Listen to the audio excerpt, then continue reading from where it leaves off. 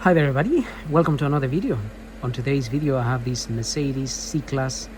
This is a w204 2014 model, and we're gonna be changing the oil and the oil filter in this car. And this is a petrol automatic, by the way, the c180. And I'm gonna start by, well, I've been running the car for about 10-15 minutes really to get it a little bit warm. It's not hot, just warm, and that will allow us to drain the oil a little bit easier. So I'm gonna start by opening the engine compartment by pulling on this red lever here. If you pull that, it will pop your bonnet open. I've already done it, so mine is already open. So car's been running for a little while. Now we can switch it off, and we're gonna get this bonnet open. So I'm also gonna show you the right somewhere here there is a little thing that we need to press and lift the bonnet open. So here. So I'm also gonna top up some screen wash fluid, and we're gonna check the coolant level and percentage of antifreeze, and then we can get the car up and drain our oil, but also we're going to tackle the filter. So let's start by topping up some screen wash fluid, which I don't really have that much, but I'm gonna get another bottle in a minute. Screen wash fluid goes here. If you didn't know, this is to wash your windscreen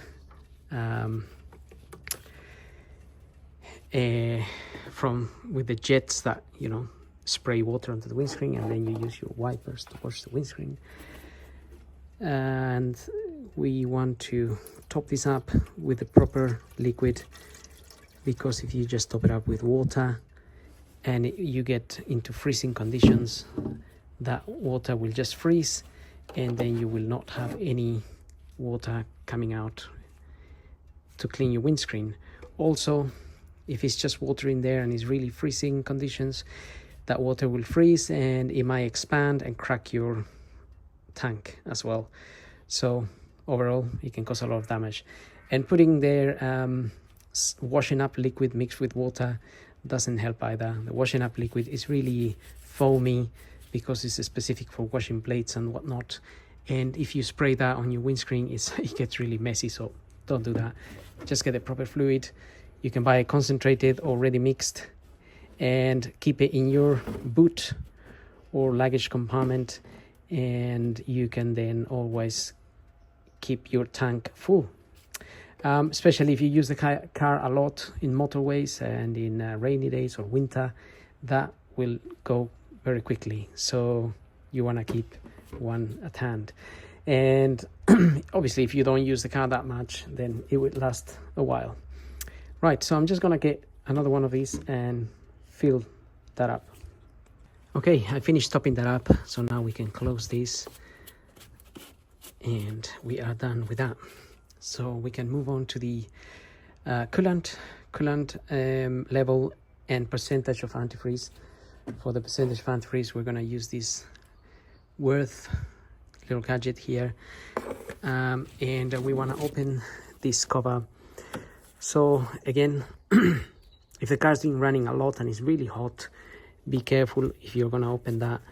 Just make sure you press it as you open it, or just let the car cool down for a bit, and you avoid yourself any issues, because you don't want have any scalding on your skin. So in my case, obviously the car wasn't that hot, so it's fairly safe to open that cap. Now I'm just gonna shine a light in here, and you can see the coolant. You can just see it shining, sort of greenish bluish color, and you can also see where more or less my coolant is. Even without shining that light, you can see my coolant is around here. And if you didn't have any coolant, this tank will look that color, just white. So that's a big clue if there was no coolant here at all. And if there was no coolant here, then you would want to obviously check for any leaks that you may have around. When you shine a light in there, you can see a little bit clearer on the side. That's our coolant. Now ideally, coolant normally it's around this line here. So technically it would be a little bit higher than that. That's where I normally always have it. So I just wanted to show you in the manual, it more or less tells you how to check the coolant, how to open the cap and all of that obviously, and it says number 3 here. There is a, if the coolant is at the level of marker bar number 3 in the filler neck, when cold, there is enough coolant in a coolant expansion tank. So so it more or less tells you here how to check your coolant in here. So you can just see that there, just the neck of that, where that white area there meets the black area.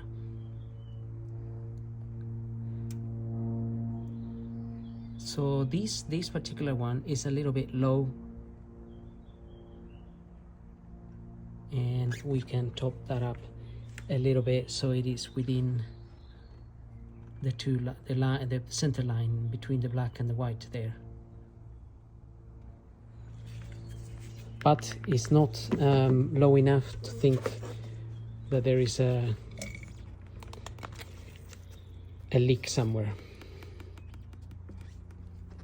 And now with this gadget we can check our percentage of antifreeze, which says this antifreeze is got enough to withstand up to minus 35 degrees.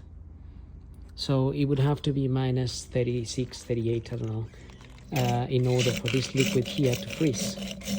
And by the way, this little gadget also sort of shows you more or less the color of the antifreeze here, which is a little bit bluish, and also you can see it's nice and clear in there, so there is no contamination, even though technically the manual states the coolant should be replaced every 2 years, but that doesn't always happen.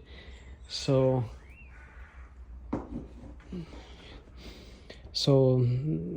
that's why it's worth checking it, making sure it's nice, making sure it's clean, because corrosion can form obviously. But that's the next point I was going to make, that if you only have water in this tank and you only have water running through your engine, corrosion will form. So that's why we put coolant in the system to avoid corrosion, and the percentage of how much you put, it depends a little bit on where you live, because if you live in the North Pole, it'll be very cold and the minus 35 won't be enough. This will have to be at about minus 50 or I don't know, minus 60, I don't know the temperatures up there. But if you're in a very hot country, then you can have it at minus 10 or minus 15 perhaps, but you still want to have coolant in the system because it's got minerals and whatnot to protect the engine from corrosion.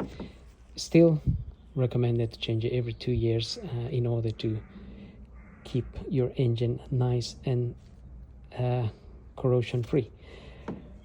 So anyway, I'm pretty much happy with the level of my coolant and the percentage of antifreeze, although I do have a little bit of blue coolant somewhere, so I will be adding a little bit later so I can be in line there. So that line there is basically the line that I was saying between this side and this side. Then we can close this and it will lock like that. Once it's locked, you don't force it anymore, otherwise you will damage it. And now we can move on to our oil and oil filter, which brings me to the next point here.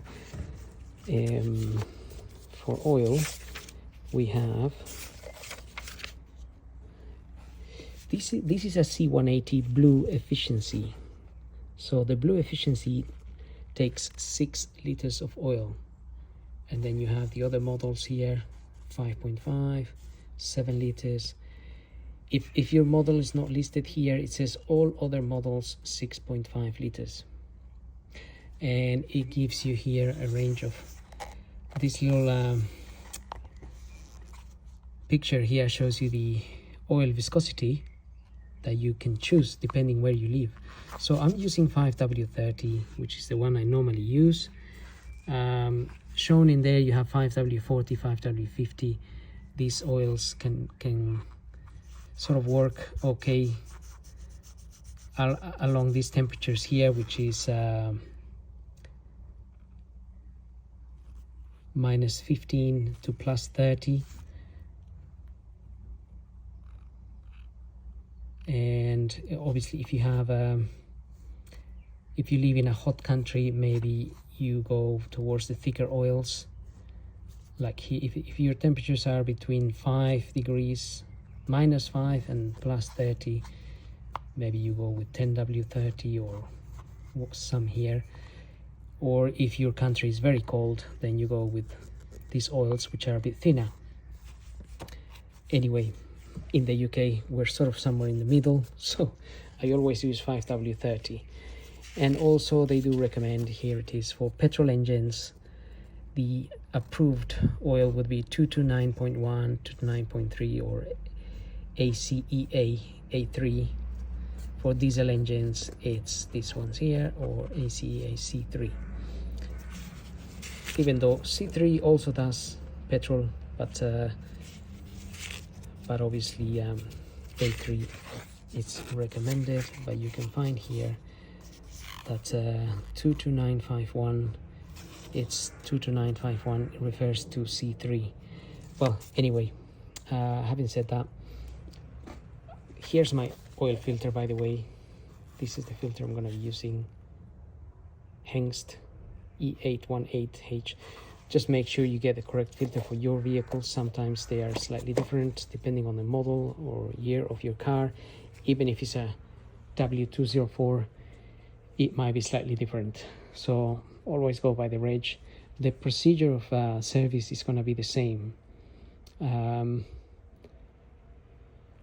So you just have to use your initiative a little bit, just in case something's...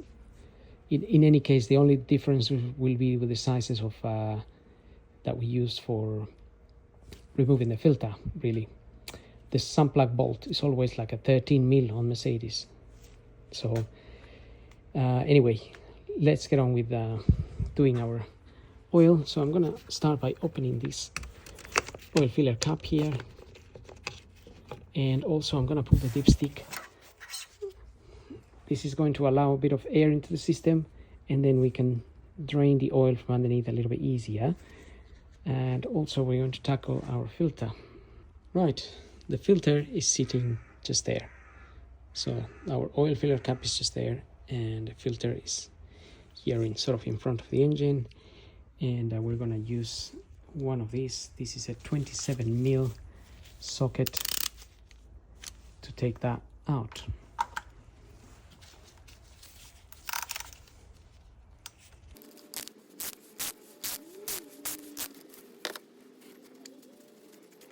Okay, so that's now loose, but I'm gonna leave it there for a few minutes, 5 minutes maybe, just to let it drain a bit. Otherwise, if I pull it out, some oil will drip around. I mean, you can always take it out, try to get it out fairly quickly and put some paper underneath, but you're always gonna get stuck somewhere and some oil will drip, make a little mess somewhere. So let's just wait 5 minutes.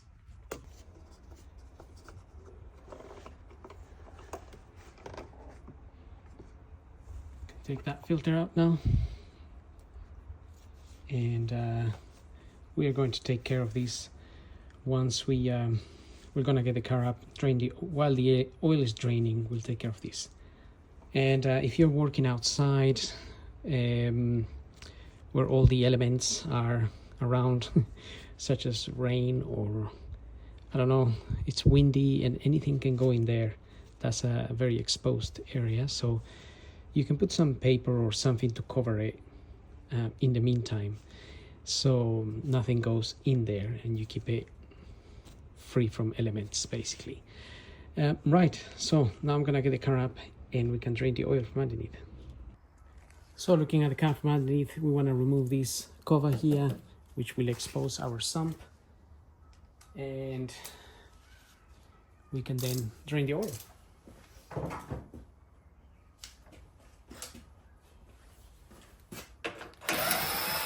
So we have 8mm bolts. I think there is 6 of them. So they are, the size is 8mm, not we have 8 of them.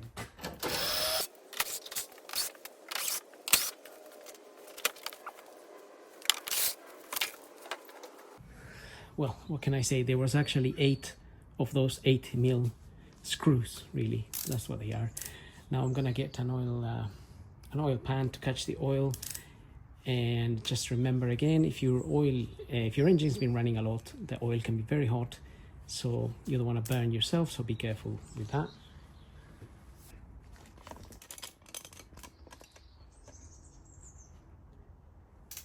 Okay, so 13mm socket.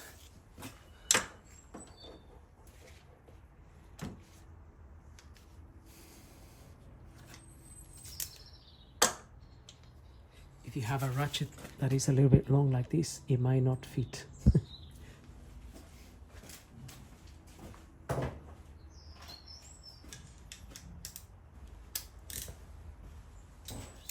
So I'm gonna use a skinny one instead.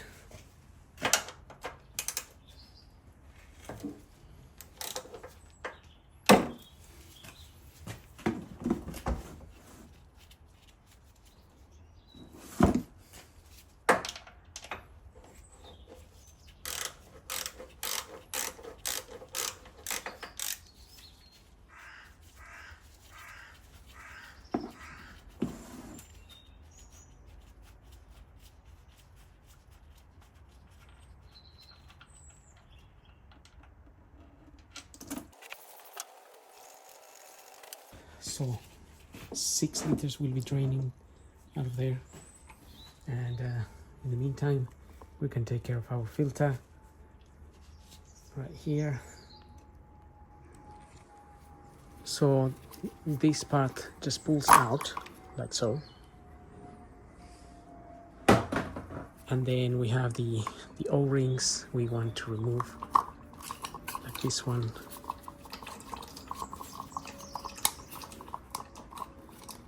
So you should have new ones in your filter kit.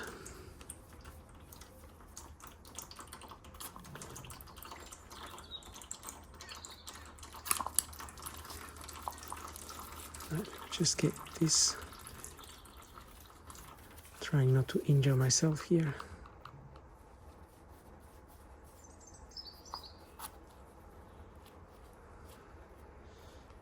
Okay.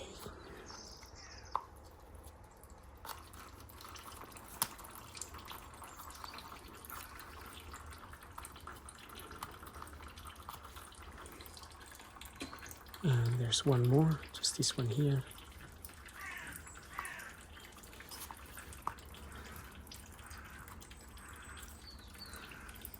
Okay, so in your kit you're gonna have new O-rings, so just fit the new O-rings in the same place they come out from.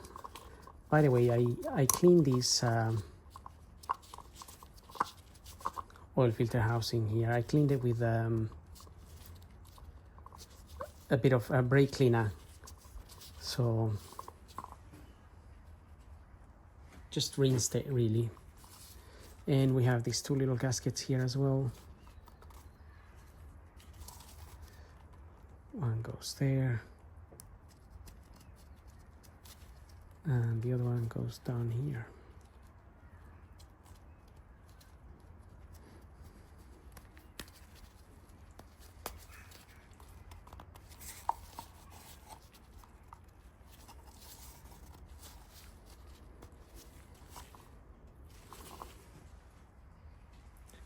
get your new filter and just push it in there.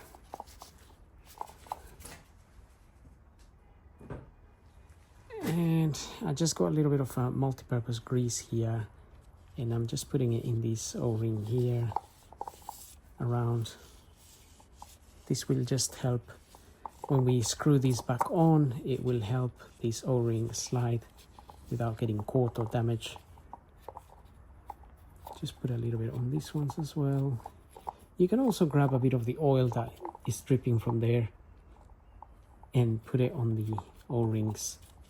No big deal. Or you can use some of the new oil. So this is now ready to go back in. And our oil has been dripping for some time now. And I also have a new copper washer here. So we can take the old one out, get the new one in. It's not the end of the world if you haven't got a new one. I have reused mine in the past and I never really had a leak. But if you're gonna get a new one, this is the size 14 by 20 by 1.5. It's this specific copper washer that fits usually Mercedes. I've got a torque wrench. I've been using a torque wrench lately on my videos to torque the sun plug bolt. Just to encourage people to, if it's the first time you're doing your car or you're only doing one car, it's a good idea to have a torque wrench so you don't damage this bolt or the sump there, because that would be tragic. So I've got my torque wrench set to 33 Newton meters, so you can torque that between 30 and 35 Newton meters.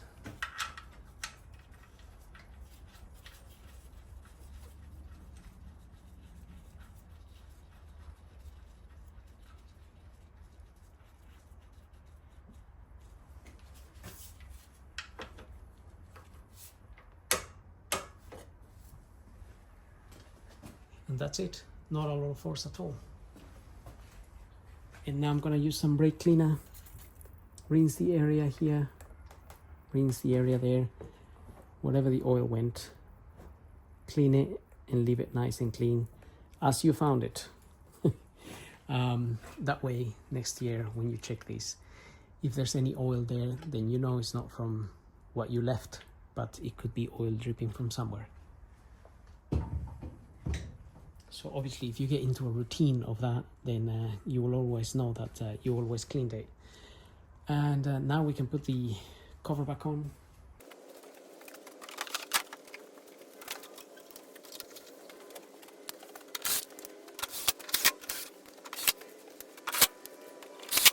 Okay, now I'm gonna lower the car and we can top up some oil and put our filter back in. Okay, no rocket science to what we're doing here. Put your filter, your nice new filter, into that housing there and put it in by hand as much as you can. Then it's gonna reach the point where it's a bit hard because the rubber, the O-ring is there. So then you can use your ratchet and just in there on top of this filter cover, it says 25 plus 5 Newton meters. So 25 Newton meters will do for this.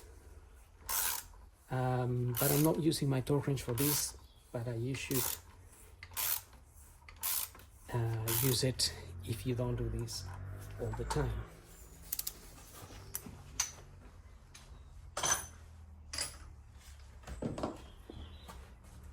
Okay, that is in place, nice and secure. Our sun plug bolt is in place, nice and secure. Now we can top up some oil, and we're also going to use our dipstick as a reference here. I'm just gonna clean it. So your dipstick has 2 marks there. If you can see, a minimum and a maximum. So obviously we're aiming to be at the max, which is somewhere up here. I can hold this there, maybe somewhere up here. This side will be the minimum, the maximum. Obviously, I'm gonna put in 6 liters of oil, and then we can check our dipstick. And the dipstick will show a little bit higher, a little bit more oil, because once we run the engine, some of the oil will go into the oil filter, and it will stay there. And sometimes it's up to 300 and 500 mils that stays in there.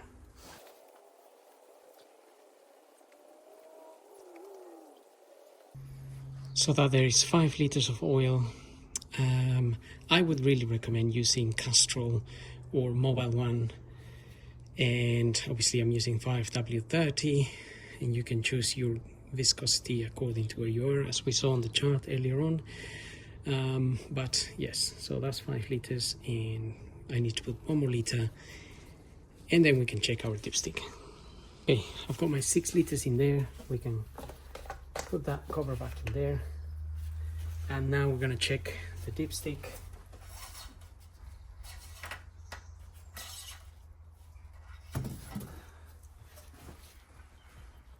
And perhaps you can see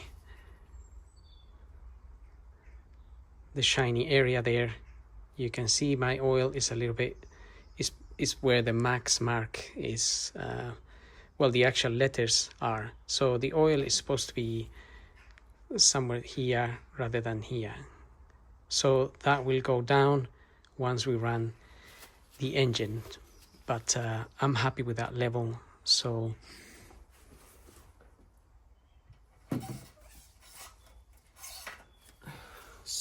we can put our dipstick back in there, and now we can get the car going and make sure everything is running fine.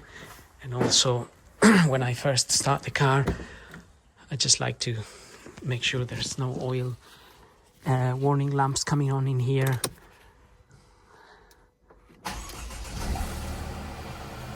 So we get the car going, no warnings going on in here. It's just a few seconds really.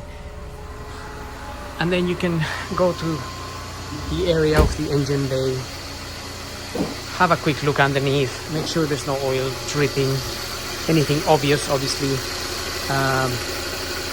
I always like to recap that I tighten the filter, I close the cap, I close the dipstick, and obviously I tighten the bolt, sunplug bolt underneath. And we're pretty much done. So what I'm gonna do now is I'm gonna switch the car off, and we're going to reset the service interval. Right, so I'm gonna reset the service interval. This car, it's due. Let me just get the ignition on here. And let me show you the service interval here. It's shown in there. Go to Assist Plus, and it says next service be in 30 days. So we've done it today. And now if I come out of that menu, you just want to make sure that the mileage is shown like this. And we're going to switch the ignition off, and then, right, to reset the service interval, get the key in your barrel and then put it in position 1. Then press the phone button and the OK button here. So first you press this is like the answer button. So you first press that and then the OK button, and hold it for a little while. And then a menu will come up there that says Vehicle Data, Roller Test, Assist Plus. You then want to go down with these arrows here to Assist Plus. So if I can go in a little bit with the arrows, I'm going to Assist Plus, then I'm going to press OK, and then it says service data, full service, go to full service, press OK, go down to confirm service, press OK, and then it's going to ask you to choose the oil grade that you use. In this case I used 22951. I'm going to press OK, and then it says service carried out, yes, and then It says cannot be undone. So either you cancel it or you confirm. So I'm gonna confirm. And then it says full service completed. And now we can just come out of that menu, put your ignition in position 2, go to, let me just get this a little bit closer. So now we're gonna go to service again.